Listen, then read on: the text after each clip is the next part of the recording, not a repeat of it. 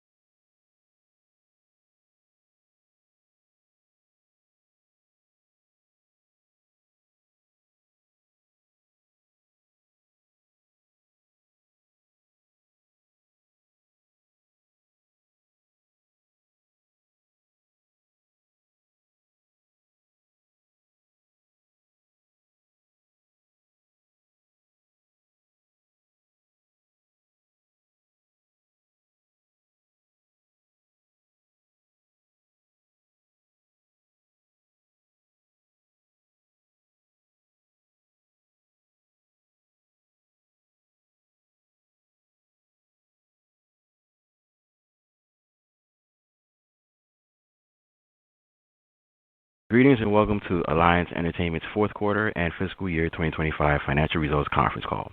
At this time, all participants are in a listen-only mode. A question-and-answer session will follow the formal presentation. As a reminder, this conference is being recorded. I will now pass the call over to Paul Kuntz, a member of Alliance Entertainment's IR team at RedChip. Paul? Thank you. Before we begin the formal presentation, I would like to remind everyone that statements made on the call and webcast may include predictions, estimates, or other information that might be considered forward-looking. While these forward-looking statements represent the company's current judgment on what the future holds, they are subject to risks and uncertainties that could cause actual results to differ materially. You are cautioned not to place undue reliance on these forward-looking statements, which reflect the company's opinions only as of the date of this presentation. Please keep in mind that the company is not obligating itself to revise or publicly release the results of any revision to these forward-looking statements in light of new information or future events. Throughout today's discussion, management will attempt to present some important factors relating to the business that may affect predictions. You should also review the company's Form 10-K for a more complete discussion of these factors and other risks, particularly under the heading Risk Factors. During this conference call, management will discuss non-GAAP financial measures, including a discussion of adjusted EBITDA. Management believes non-GAAP disclosures enable investors to better understand Alliance Entertainment's core operating performance. Please refer to the investor presentation for reconciliation of each non-GAAP measure to the most directly comparable GAAP financial measure. A press release detailing these results crossed the wire this afternoon at 4:01 p.m. Eastern Time and is available in the investor relations section of Alliance Entertainment's website at aent.com. Your host today, Jeff Walker, Chief Executive Officer, and Amanda Necco, Chief Financial Officer, will present the results of operations for the fourth quarter and fiscal year 2025 ended June 30th, 2025. At this time, I will turn the call over to Alliance Entertainment CEO, Jeff Walker. Thank you, Paul, and good afternoon, everyone. I'm pleased to welcome you to today's call. Alliance Entertainment is the premier distributor and fulfillment partner at the center of the growing collectibles ecosystem.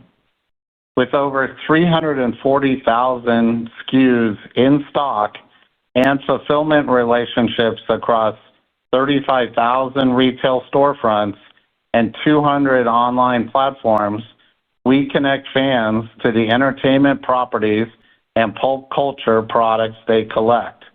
From vinyl, CDs, DVDs, Blu-ray, and collectible steelbooks to video games, licensed toys, tabletop games, and stylized vinyl figurines. Our business is built to serve collectors, enthusiasts, and retailers alike.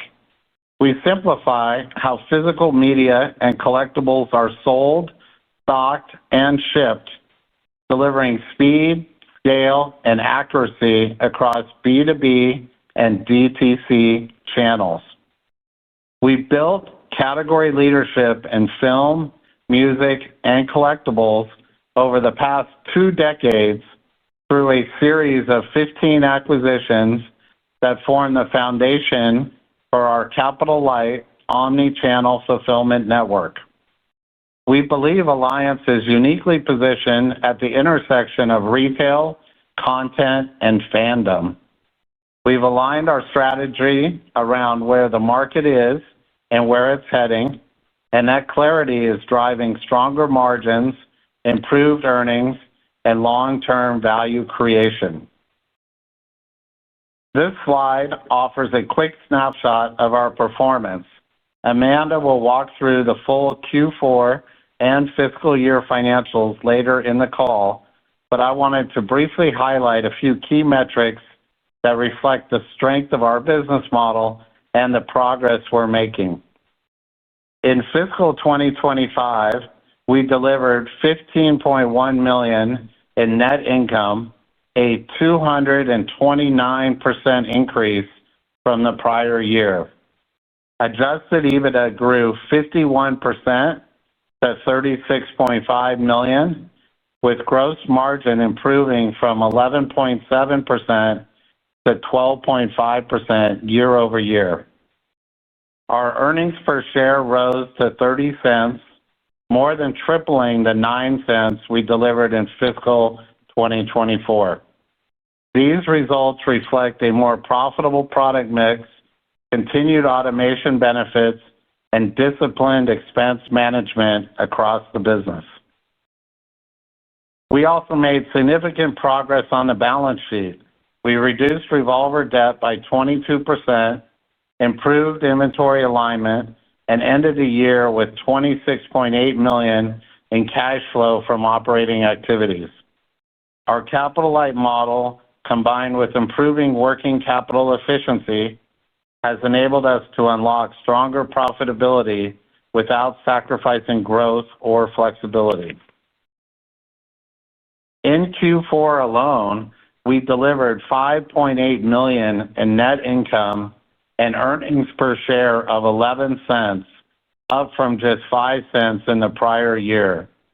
Gross margin expanded to 15.8%, and adjusted EBITDA margin exceeded 5%, up from 0.9% the prior year, both demonstrating the strength of our product mix, cost structure, and operating discipline. We believe these margins are sustainable going forward, and we expect them to hold as we scale into fiscal 2026 and beyond. This momentum is already carrying into the new fiscal year.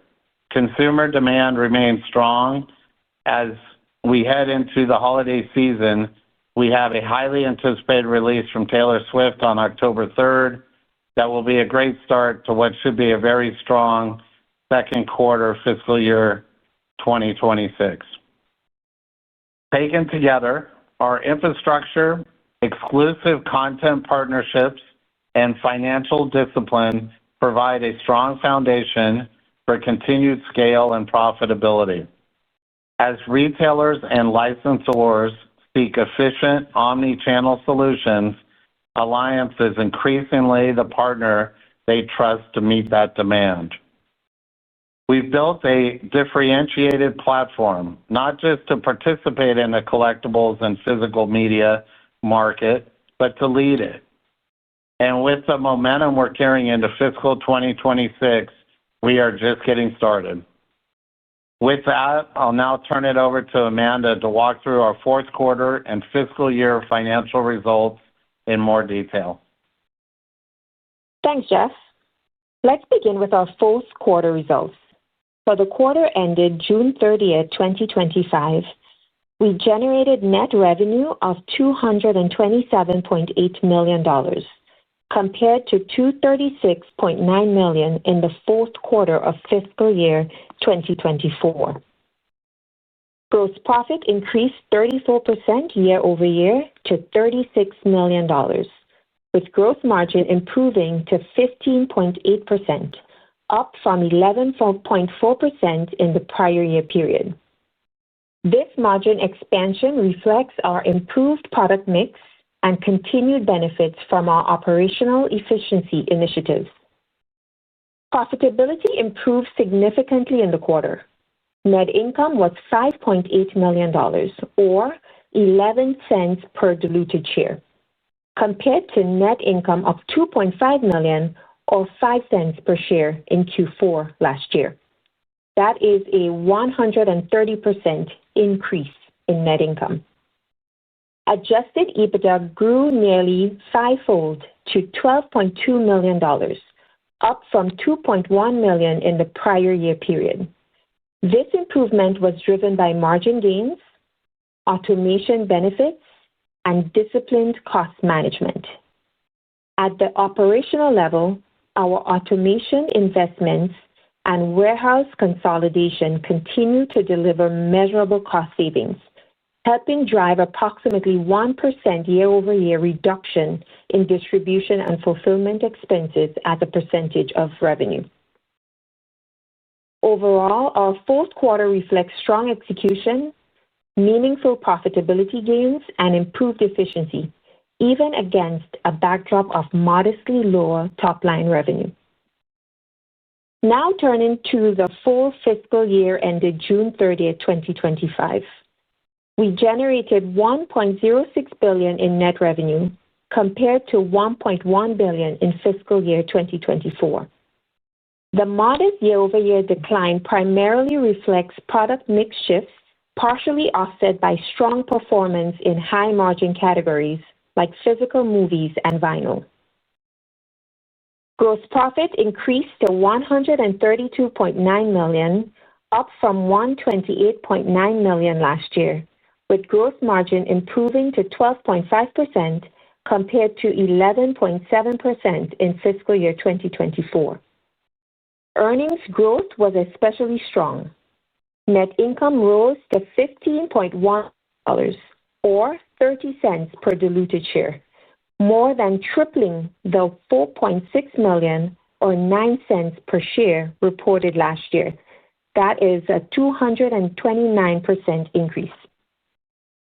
Adjusted EBITDA grew 51% year-over-year to $36.5 million, compared to $24.3 million in fiscal year 2024.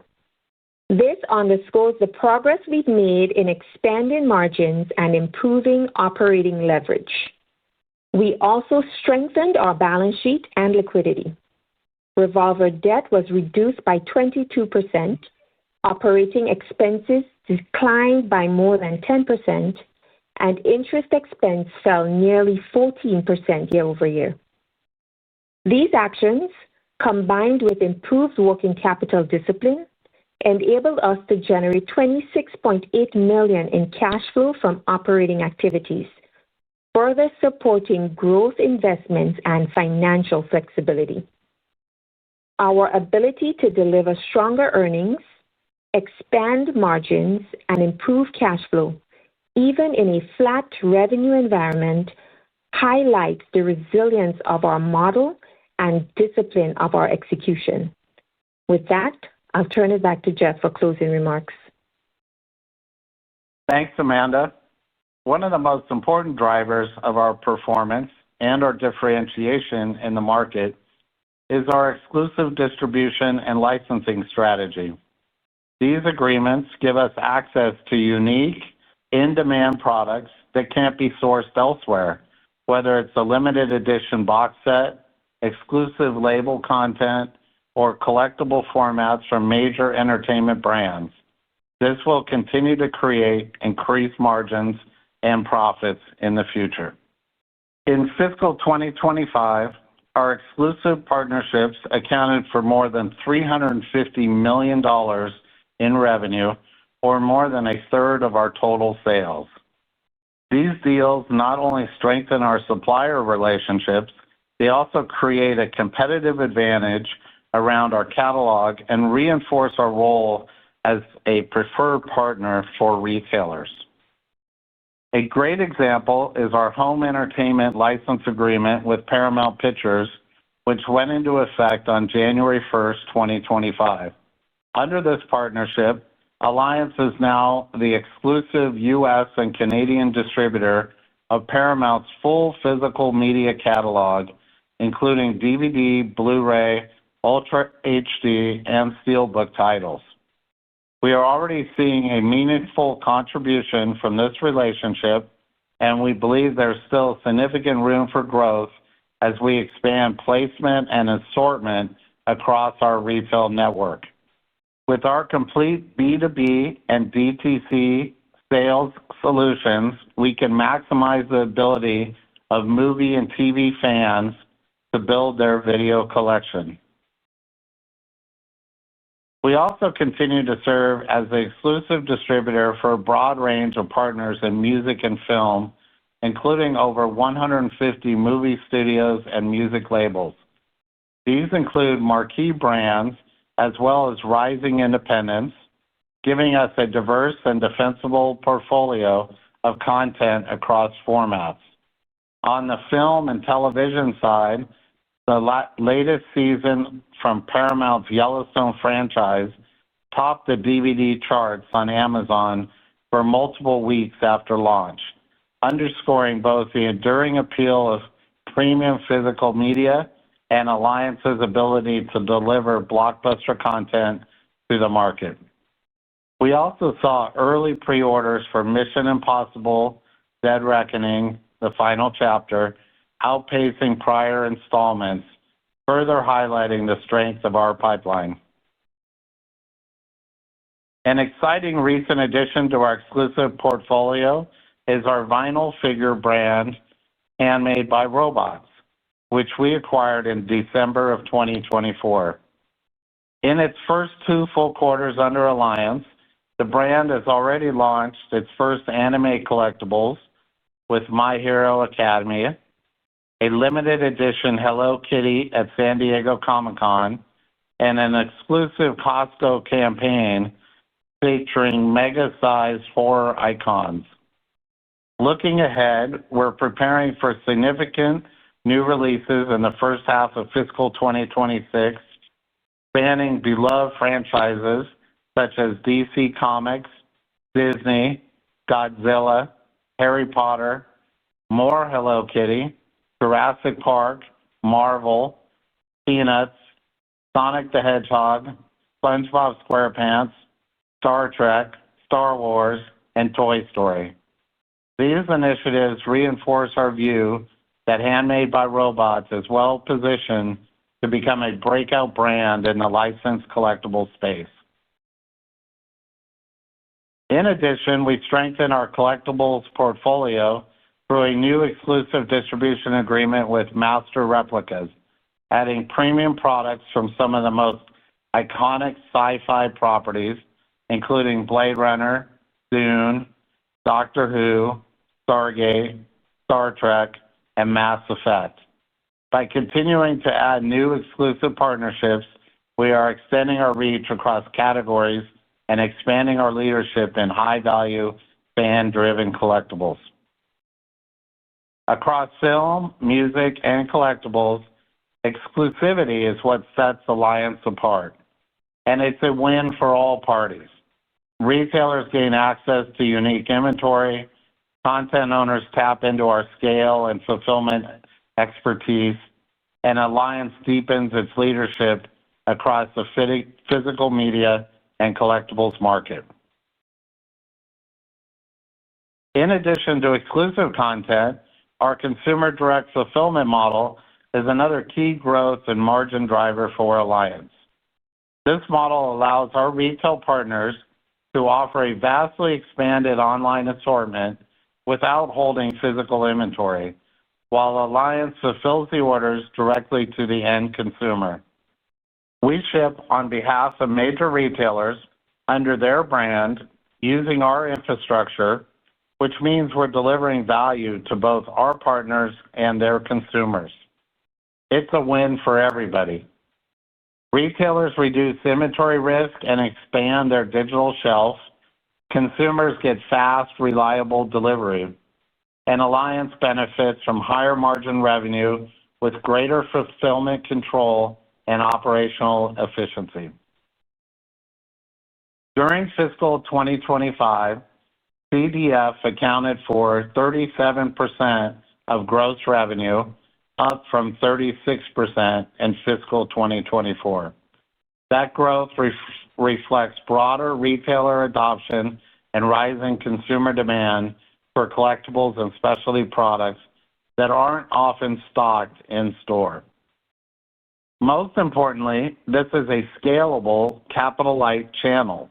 It allows us to expand SKU count, serve the long tail of consumer demand, and drive continued margin expansion, all without significant working capital investment.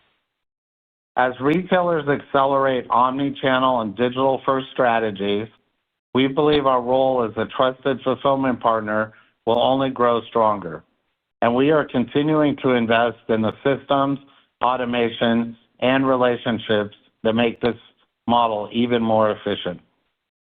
Another critical driver of our margin expansion is the efficiency gains we've achieved through automation and warehouse optimization. Over the past 2 years, we've modernized our Kentucky fulfillment hub with advanced systems that increase throughput, reduce labor intensity, and optimize storage. These investments have already delivered millions in annual savings while enabling us to process higher volumes with greater speed and accuracy. In fiscal 2025, automation was a key factor behind the approximate 1% reduction in distribution and fulfillment expense as a percentage of revenue that Amanda highlighted earlier.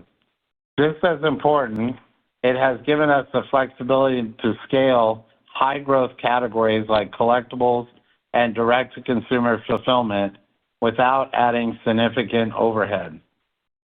In the fourth quarter, we also launched a company-wide AI initiative designed to drive both sales expansion and operational efficiency.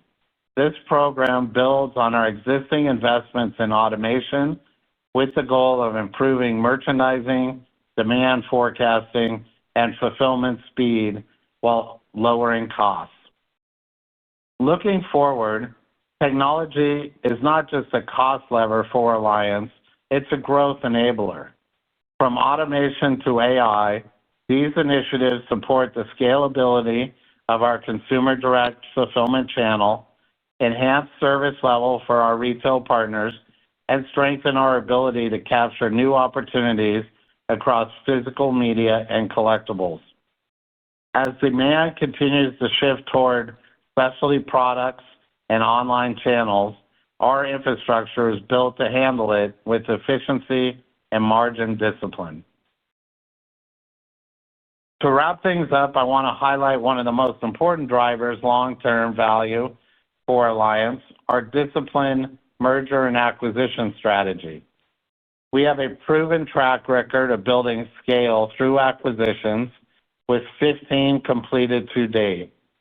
Each has been aligned with our goal of expanding content, capabilities, and margins while reinforcing our leadership in physical media and collectibles. The acquisition of Handmade by Robots is a recent example. In just over 2 quarters, we've expanded its retail footprint and licensing pipeline, laying the groundwork for what we believe will be significant growth ahead. While the early results are encouraging, we're only at the beginning of realizing this brand's potential. Handmade by Robots exemplifies our M&A approach, identifying differentiated assets with passionate fan followings and scaling them efficiently through our platform. Looking ahead, we continue to evaluate a robust pipeline of opportunities, including proprietary brands, licensing partnerships, and tuck-in distribution deals. We look at each opportunity with the same disciplined lens: accretion, operational synergy, and long-term strategic fit. By focusing on capital-light growth, we can leverage our infrastructure and retail relationships to maximize returns. As we move into fiscal 2026, our strategy remains clear: scale high-margin categories, deepen exclusive content partnerships, and strengthen our fulfillment model. With the margin profile we delivered in Q4, including a gross margin of 15.8% and adjusted EBITDA margin above 5%, we're entering the new fiscal year with a performance baseline we believe is sustainable. This level of profitability reflects structural advantages in our model, and we expect it to carry forward into fiscal 2026 and beyond. This margin enhancement will significantly grow our earnings per share in fiscal 2026 and create a lasting value for our shareholders. Before turning it back to the operator, I'd like to thank our employees, customers, and partners for their support and execution throughout fiscal 2025. We're proud of the progress we made and excited about the opportunities ahead. Operator, let's open the line for questions. Thank you. We will now be conducting a question-and-answer session. If you would like to ask a question, please press star 1 on your telephone keypad. A confirmation tone will indicate your line is in the question queue. You may press star 2 to remove yourself from the queue. For participants using speaker equipment, it may be necessary to pick up the handset before pressing the star keys. One moment, please, while we pull for questions.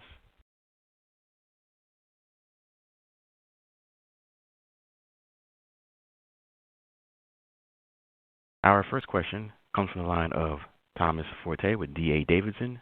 Please proceed with your question. Sure. So, Thomas Forte from Maxim Group. Thank you for taking my questions. I have 3, so I'll go one at a time. Sounds like things are progressing really well with the Paramount deal. How should investors think about your ability to sign similar deals with other studios?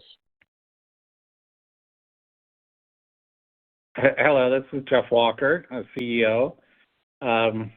Welcome to the call there.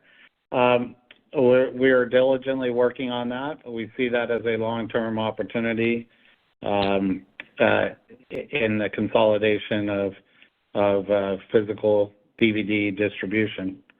So we are definitely looking and working on those conversations. Excellent. And then, Jeff, my second question is, I think the answer to this one is that you're not very much impacted, but I did want to ask about tariffs.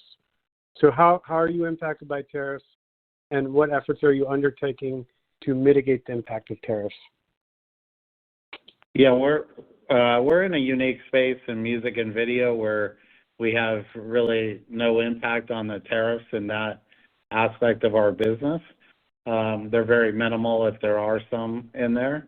On the collectible side of our business, for Handmade by Robots in particular, we do manufacture in China, so we are accruing the current Chinese China tariffs. We've been able to manage that within our cost structures and so forth there, so it hasn't had a major impact on that brand. And then other collectible products that we buy from the manufacturers and wholesalers and such, we are seeing some price increases there on those products, and ultimately those price increases come to us and they go through to the retail price of the product. And there've been some increases. We don't feel they've been very significant, that they've really impacted the overall consumer demand and sales of those products. So while the pricing on them is going to move up a little bit, we don't see a huge decline in the volume in those products. Great. Thanks, Jeff. So my last one, and thanks for taking my questions. From a capital allocation standpoint, can you talk about your preferences regarding reinvesting in the business, paying down debt, strategic M&A, where you have an excellent track record, and then potentially buying back your stock? Well, I'll start with the paying down debt. We operate with a line of credit, an asset-based line of credit. So every day, all of the cash we've collected for that day sweeps to our line of credit and reduces our line balance and our interest costs there. And so that's why you also see a fairly minimal amount of cash on hand in our financials. That's really the last day of the quarter's cash on hand. From an aspect of buying back stock, we have a pretty small amount of stock out in the market today, so we really have no desire to buy back stock.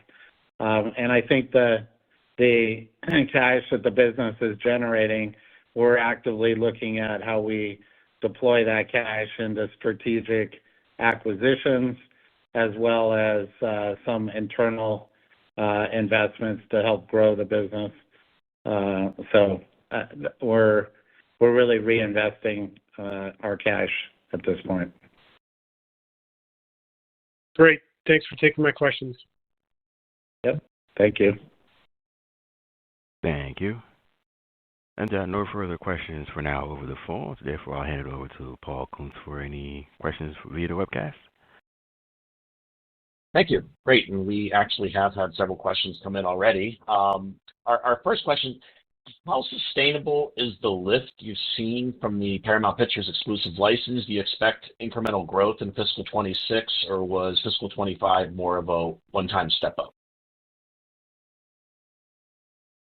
Okay. On Paramount Pictures, our license agreement with them started effective January 1st, and we ramped that up in the first quarter of calendar 2025. And so we got a partial of the business in that first quarter. The second quarter that we just completed and reported, we had all of the Paramount product sales on the Alliance side there. So as we move into the current quarter that we're in right now, as well as calendar Q4, we have not seen the number. We are generating those sales, and we are going to see the impact of that in this year. We will also see a small impact in Q1 of 2026, and then we'll be in Q2 of 2026, we'll be comping what we just completed in the last quarter. So it's a huge win for us. And the other thing that we're really focused on, one last part on the Paramount side, is we're really focused on growing the sales and the sales opportunities there, and all the different channels that we touch, from brick and mortar to direct to consumer and e-commerce, to expand those sales from what they were previously. And then one last thing I want to mention on the Paramount side, we are pretty excited about the Skydance acquisition of Paramount. That is our initial indications. Looks like they're going to invest in additional content, theatrical movies and television there. So we do think the slate of products coming through Paramount will be growing in the future. So that's an unexpected win for Alliance on that side as well. Great, thank you. And our next question, the earnings release mentions Walmart selected you as its video category advisor. What does that mean for the company?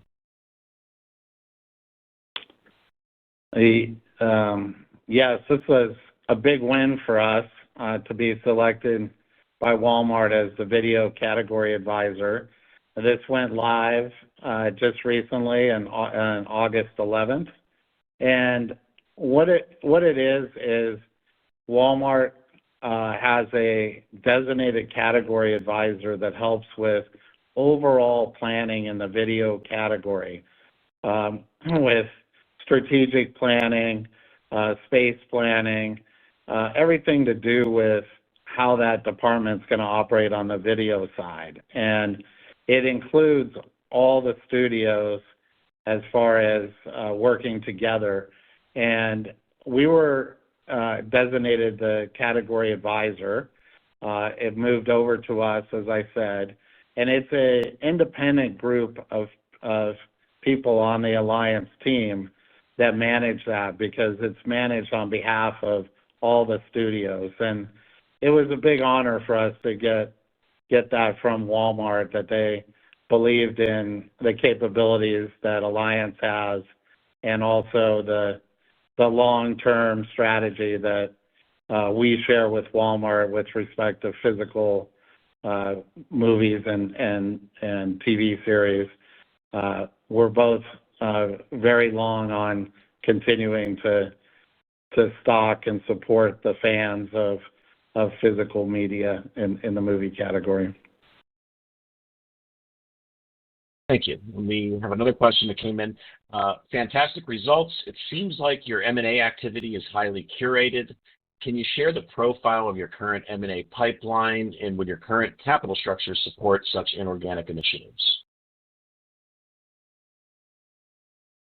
Well, as most of you know, M&A is I think we've done a lot over the years. It's more of an art, I think, than a science. There's definitely science and math and those aspects to M&A.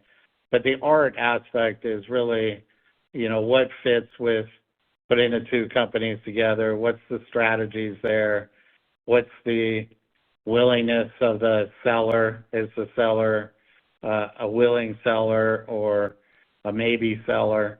And there's just a lot of pieces to put together in trying to get an acquisition over the line. I think we've learned over the years that we stay in acquisition conversations ongoingly, not just with a lot of different people, but sometimes an acquisition conversation may have started 3 or 4 years ago, and now's the time for it to happen. And there's different aspects with the sellers and with us trying to match all those things up. I will say that we're actively in a lot of conversations, because I think that's the way that acquisitions work, is you really have to be in a lot of conversations at the same time, and then you're in a position where you can execute on the right one at the right time. We don't want to be in a situation where we have very few opportunities and we're over chasing few opportunities. So we have a pretty robust net of conversations happening right now, and we're continuously evaluating them as to what fits for us at each different time, and what fits with the seller at that time. Thank you, Jeff. The next question, with the big jump in earnings per share and adjusted EBITDA, can you walk us through how much of that margin expansion is structural versus cyclical or one-time factors? Yeah, they're definitely not one-time factors. It's a structural improvement in the company overall, and it really comes from two areas. You're seeing the margin enhancement, that part on the gross profit that we're generating. That's coming from different licensing and moving into more higher margin products there. And then on the other side, we communicated some significant cost savings. And as some of you might know, we exited a big warehouse facility in Minnesota in May of 2024. So that was a big operational savings for us in fiscal 2025. We are exiting this month a smaller facility in Minnesota as well, but it's not going to be as significant of a savings as the large facility was there. So from that perspective, we're seeing an ongoing economies of scale by running primarily through our Kentucky facility. Thank you, Jeff. And somewhat related to the last question, I guess, you mentioned launching an AI program to boost sales and efficiency. Can you explain in simple terms how AI is going to help the business?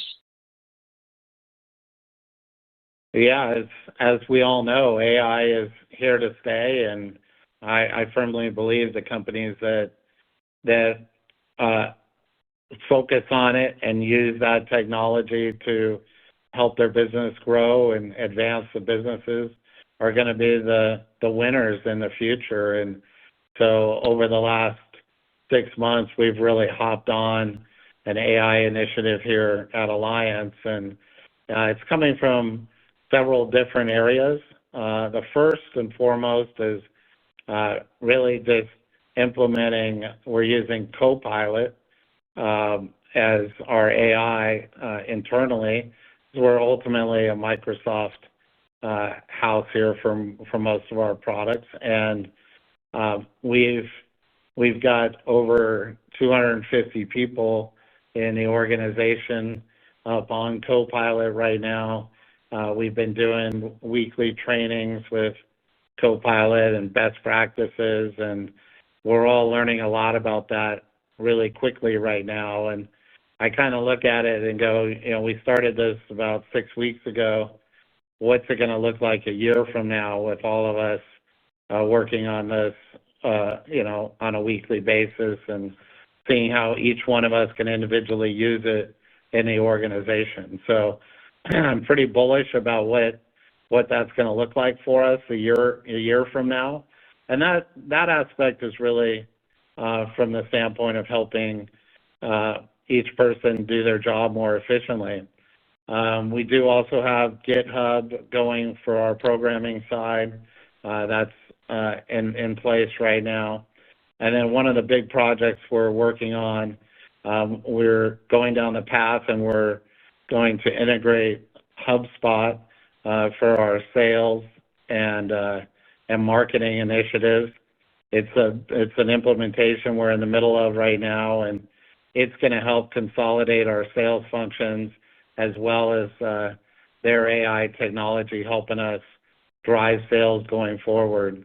And so a big part of our AI initiative is really how are we using AI to drive sales. And as everybody knows on this call, we have a huge warehouse full of products that consumers want, and it's our job to sell those products through more retailers and to more consumers.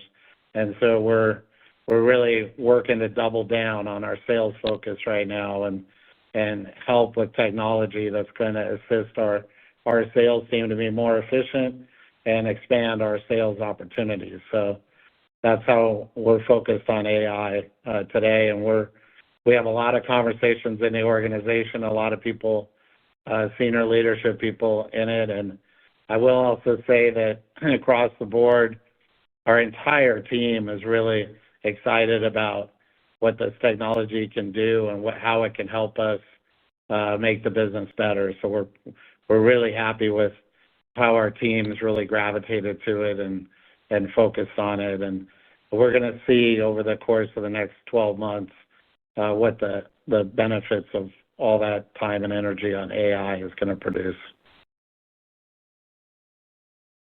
Great, thank you. And another question, you've made progress diversifying into collectibles, but physical media still accounts for the vast majority of sales. How do you balance investing in legacy categories versus building out higher growth, higher margin segments? Well, we still see the legacy categories. We'll start with vinyl in particular. We're still seeing growth on that. We're still seeing demand. We're still seeing unique collectible products. We're working on some unique initiatives in vinyl that will be coming out here shortly, and we see some really good growth in that long-term side, that legacy side. And then with respect to our video, we're definitely seeing growth and video opportunities for us and so forth there. So we're definitely investing in those as well as new initiatives going forward. Thanks, Jeff. And what gives you confidence Handmade by Robots can really break out and become a bigger part of Alliance? Well, as some of you know, I'm a huge fan of the Handmade by Robots. I love the brand. I love the style of it, and I love the name. It's a very appropriate name right now with robotics and robots being a huge worldwide growth area, and it's a collectible that a robot would make. And that business model, we have a good style and design, a good design style, I guess you would say, and a good name brand. And the industry that is in licensed IP, and we don't create the IP, we don't create the characters. The movie studios, gaming companies, even humans and people are the characters and the IP there. So we definitely see just an unlimited opportunity of new characters and new versions of those characters. And it's a very creative, robust brand and opportunity.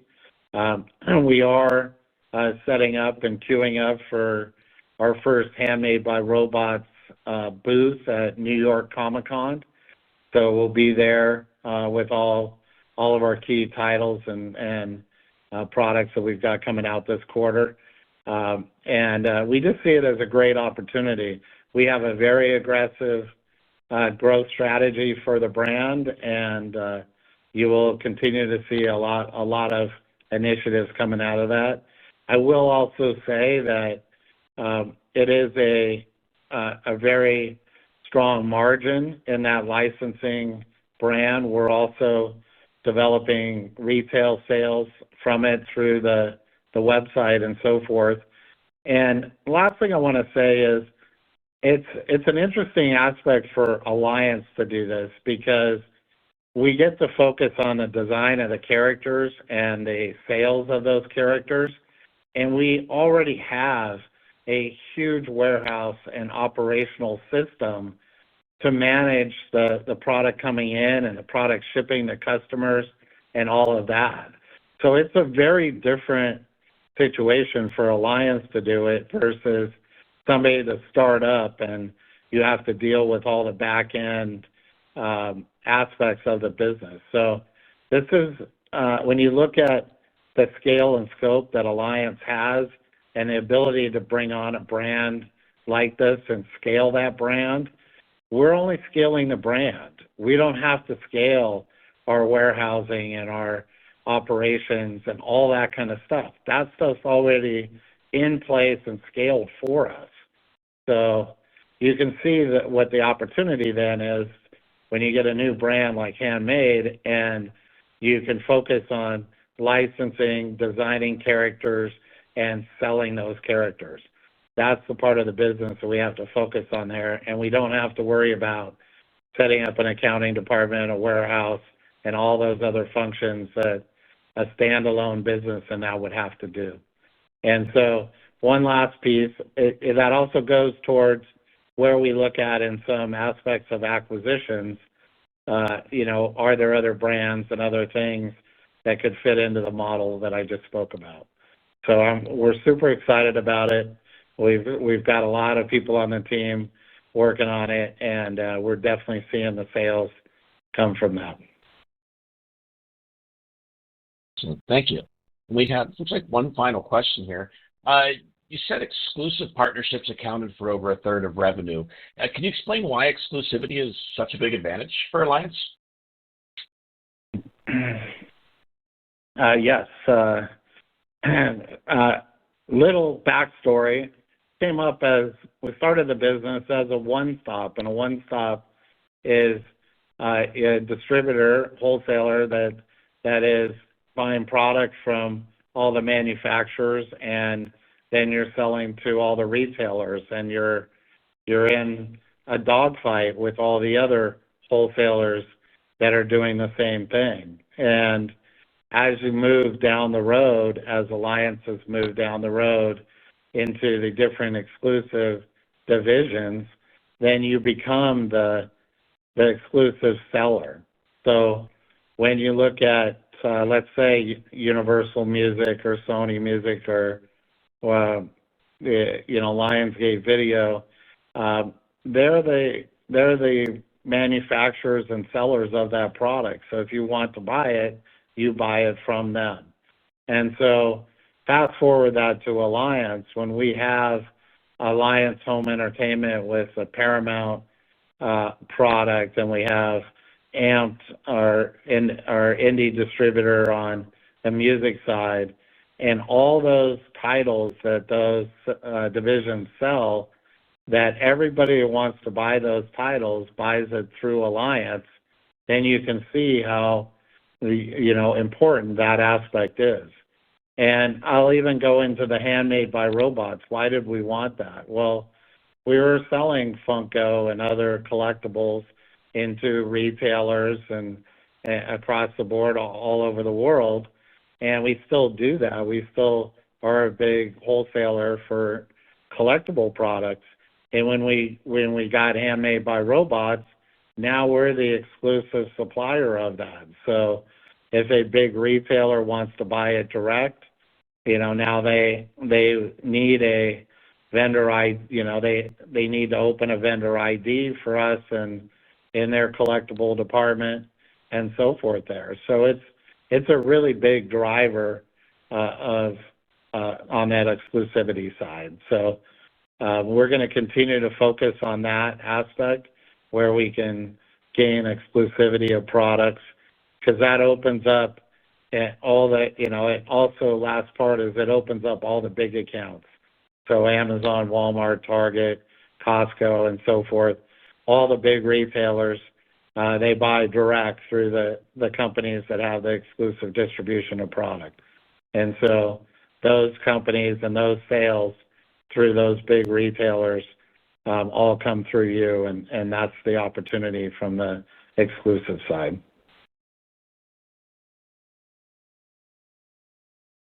Thank you. And we have reached the end of the question and answer session. And also, this concludes today's conference, and you may disconnect your lines at this time. We thank you for your participation. Thank you, everybody. Thank you.